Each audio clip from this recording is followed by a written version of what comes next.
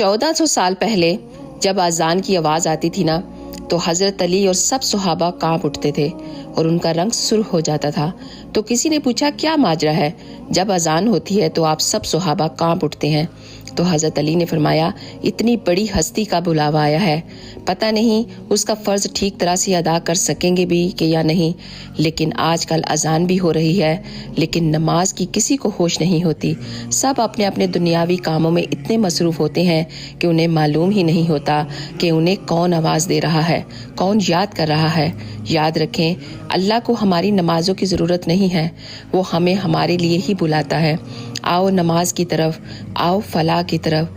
फलाह क्या है? तुम्हारी और मेरी कामयाबी ही तो है। जब अल्लाह को भूल कर इस दुनिया को पाने की कोशिश करोगे ना, तो यकीन करो कभी नहीं पा सकोगे, और जब अल्लाह को पाओगे तो फिर यकीन